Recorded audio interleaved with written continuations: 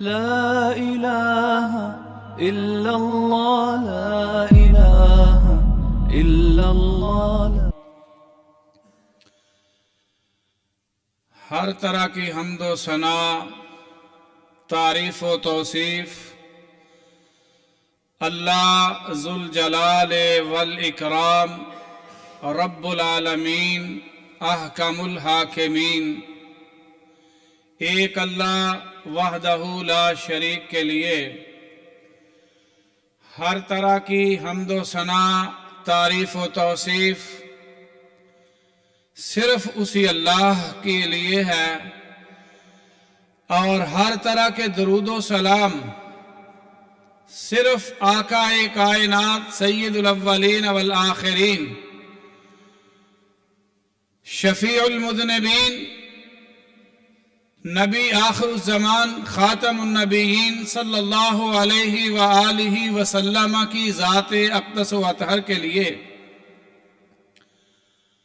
بھائیوں، عزیزوں، جوانوں، بزرگوں، بہنوں اور ماؤں، رمضان کو گزرے چند ہفتے ہوئے۔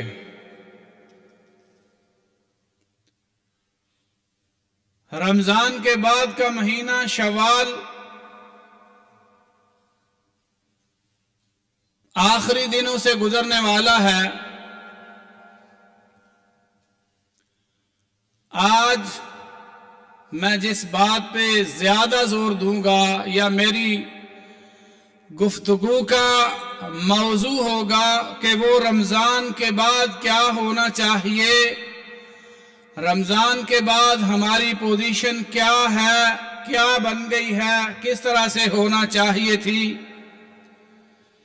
عزیزو، چند دن قبل کی بات ہے، چند ہفتے کہہ لیں، ہماری حالت یہ تھی کہ ہم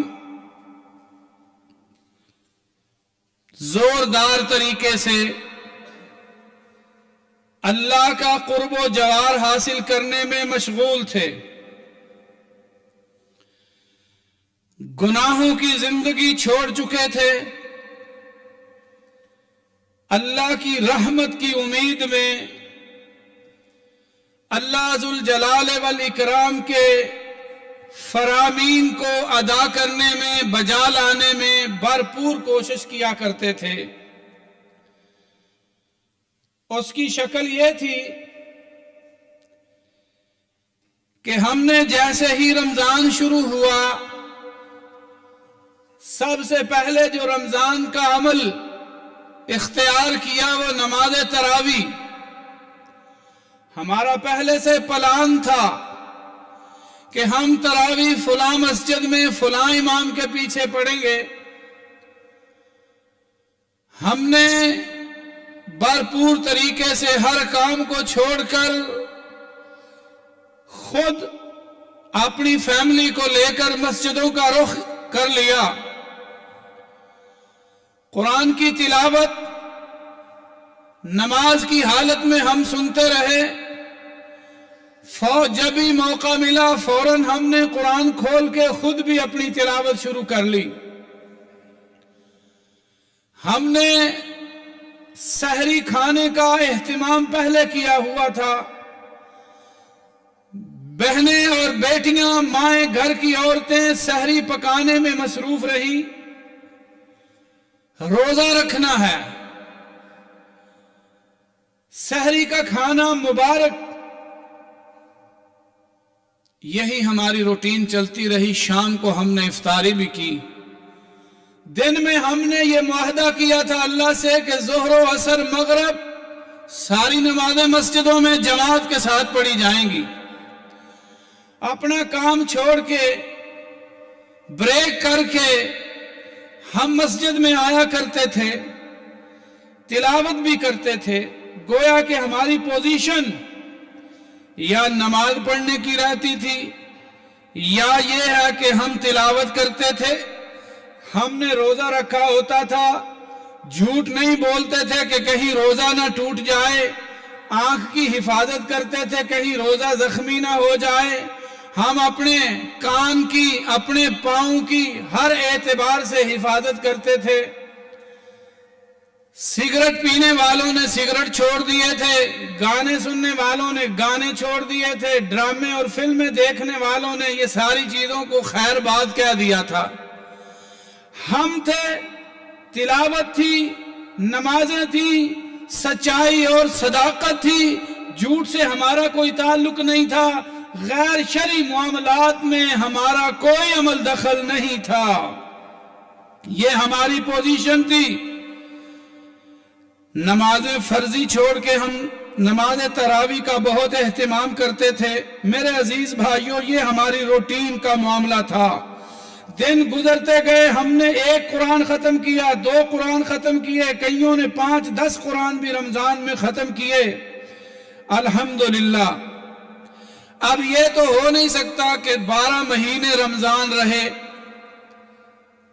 ہمیں اللہ کے فضل و کرم سے رمضان کے اجر و ثواب پہ اتنا یقین تھا کہ یہ اجر ملٹی پلائی ہوتا جائے گا، اجر ملتا جائے گا.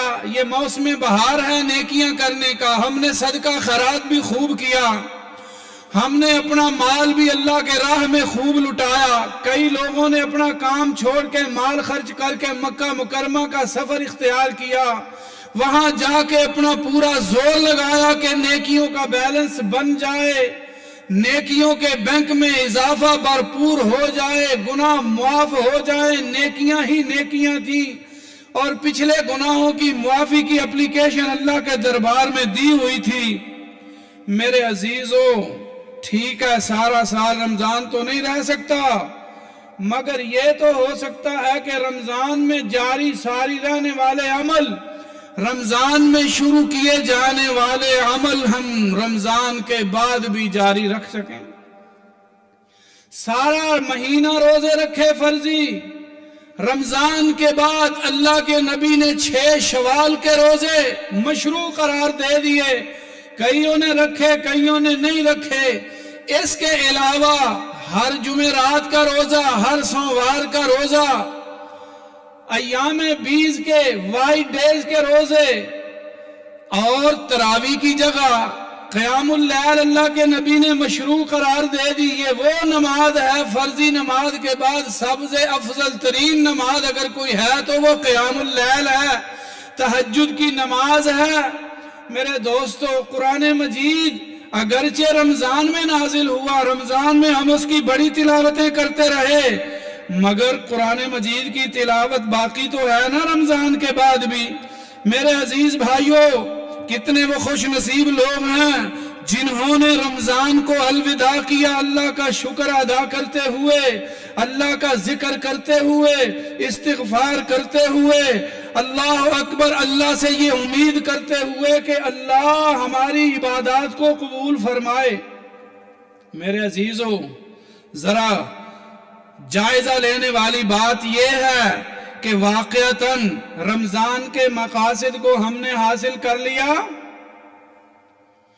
رمضان کے روزے کا مقصد ہم نے بیان کیا، علماء سے سنا، تقوی کا حصول ہے.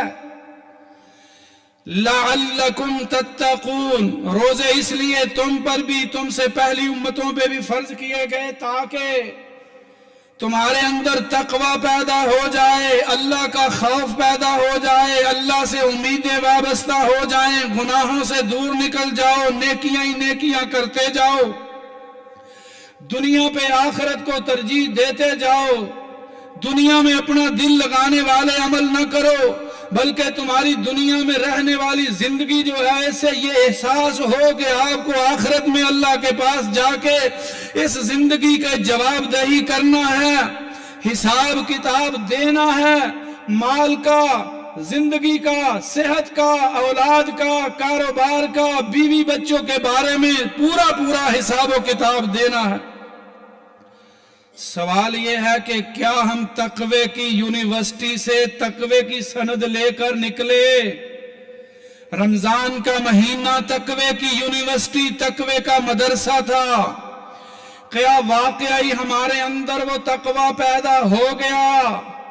رمضان صبر کا مہینہ، کیا ہمارے اندر صبر پیدا ہو گیا؟ ہم نے اللہ کی اطاعت پر صبر کر لیا، اللہ کی نافرمانی سے بچنے میں جو تکلیف ہوتی تھی اس پر صبر کر لیا۔ ہمارے اندر اتنا صبر پیدا ہو گیا کہ اللہ کی اطاعت اور فرما برداری کرتے ہوئے اگر تکلیف بھی ہو تو صبر کر جائیں، برداشت کر جائیں اور اللہ کی اطاعت و فرما برداری کر جائیں۔ ہمارے اندر اتنا صبر پیدا ہو گیا کہ اگر اللہ کی نافرمانی سے بچنے کے لیے ہمیں کوئی قیمت ادا کرنا پڑے، خواہشوں کو قربان کرنا پڑے، مالی نقصان میں جانا پڑے، کیا ہمارے اندر یہ صبر پیدا ہو گیا کہ اللہ کی نافرمانی نہیں کرنی، چاہے خواہشوں کو قربان کرنا پڑے، چاہے مالی دنیاوی نقصان ہوتا ہوا نظر آئے؟ اگر میرے اندر یہ چیز پیدا ہو گئی تو رب اکبر کی قسم واقعتاً ہمارے اندر تقوی بھی پیدا ہو گیا، ہمارے اندر صبر بھی پیدا ہو گیا۔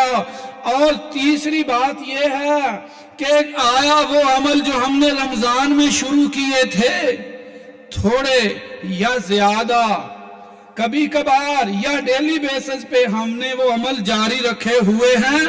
ہم نے رمضان میں نماز تراویح پڑھنا شروع کی تھی، ہم 20 رکعتیں پڑھتے تھے یا ہم 8 رکعتیں پڑھتے تھے، جتنی بھی پڑھتے تھے ان میں ایک سپارہ تو کم از کم ضرور سنتے تھے نا؟ کیا رمضان کے بعد ہم نے تہجد کا اہتمام کر لیا؟ ہم نے 8 رکعتوں کی بجائے 2 رکعتیں ہی کم از کم پڑھ لی، ہم 20 اور 8 کے جھگڑے میں لڑاتے رہے۔ کیا رمضان کے بعد ہمیں 20 پڑھنے والوں 2 رکعتیں بھی یاد ہیں؟ 8 پڑھنے والوں آدھی بھی ہم پڑھتے ہیں تہجد میں؟ یہ نماز تو اللہ کے رسول کے بارے میں ہم پڑھتے سنتے آئے کہ یہ رمضان میں ہم نے اس کا نام تراویح رکھ دیا، غیر رمضان میں ہم نے اس کا نام تہجد رکھ دیا۔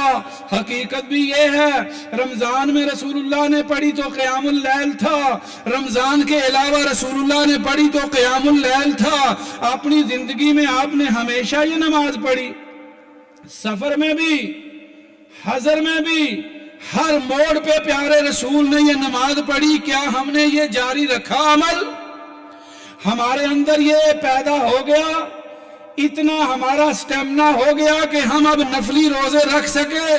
وہ تو فرضی تھے، نہ رکھنے پر گناہ ملنے والا تھا، نہ رکھنے پر سزا ملنے والی تھی، نہ انکار اگر کیا جاتا تو بندہ کافر ہوتا تھا، روزہ نہ رکھے تو قیامت والے دن جو ہے وہ رسوائی کا سامنا تھا۔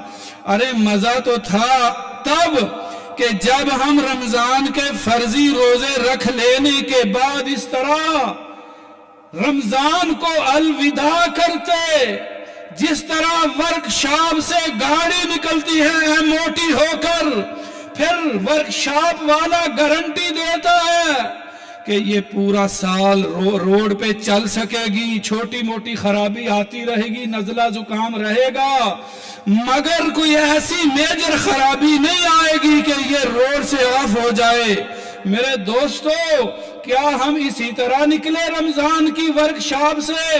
ہمارے اندر صبر تھا، ہمارے اندر تقوی تھا، ہم نے جو نیکی کے عمل جاری کیے، شروع کیے، کیا زیادہ نہیں تو تھوڑی مقدار میں ہی ہم نے وہ جاری و ساری رکھے؟ ہم نے جمعرات سوموار کے روزے کا اہتمام کیا، ایام بیز اور وائٹ ڈیز کو تلاش کیا کہ وہ کب ہوتے ہیں؟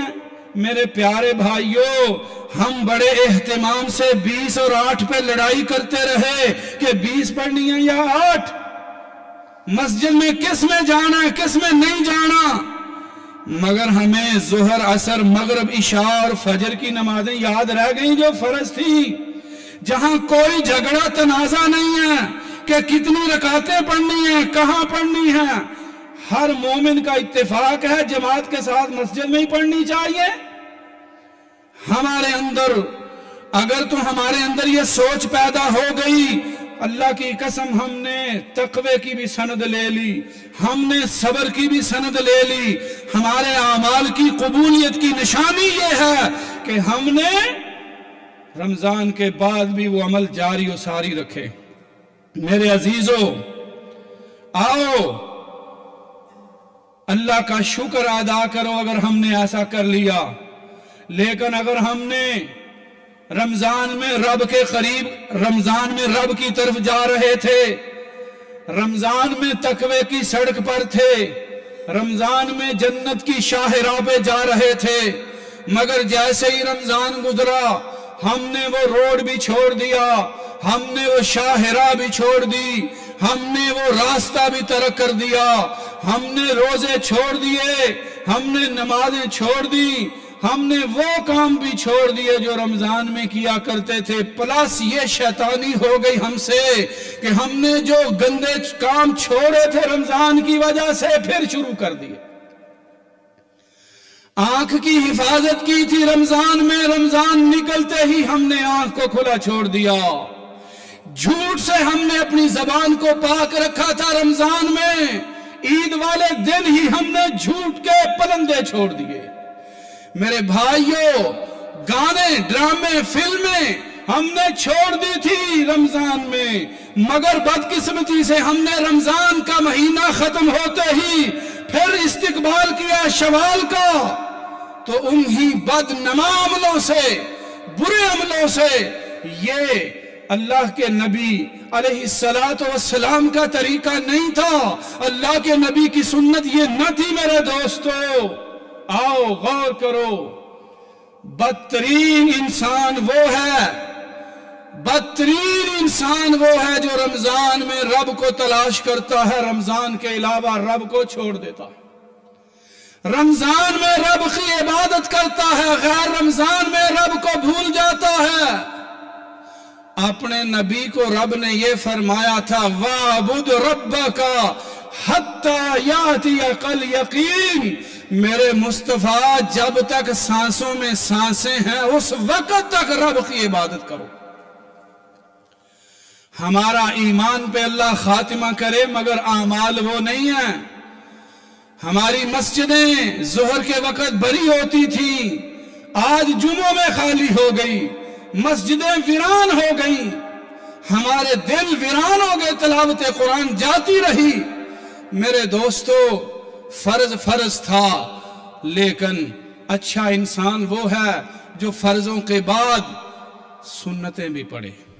اللہ تعالیٰ نے مزاج ایسا بنایا ہے، ظہر سے پہلے 4 سنتیں رکھ دی، ظہر کے بعد سنتیں رکھ دی، عصر کے پہلے فرمایا جو بندہ 4 سنتیں پڑھے گا، اگرچہ وہ عصر کی نماز کا حصہ نہیں ہے، مگر فرمایا رحم اللہ عمران صلی 4 قبل العصر، جس انسان نے عصر سے پہلے 4 رکعت نماز پڑھی اللہ اس پہ اپنی رحمتیں برسائے۔ نبی کی دعا ہے یہ ہر اس بندے کے لیے جو 4 سنتیں 4 رکھتے عصر سے پہلے پڑھتا ہے۔ مغرب کے بعد سنتیں رکھ دی، عشاء کے بعد سنتیں رکھ دی۔ اسی طرح روزے سال میں 1 دفعہ ہیں، مگر روزے نفلی جو ہیں وہ سارا سال مشروع قرار دے دیے، کچھ فضیلتوں والے، کچھ عام نارمل حالات والے۔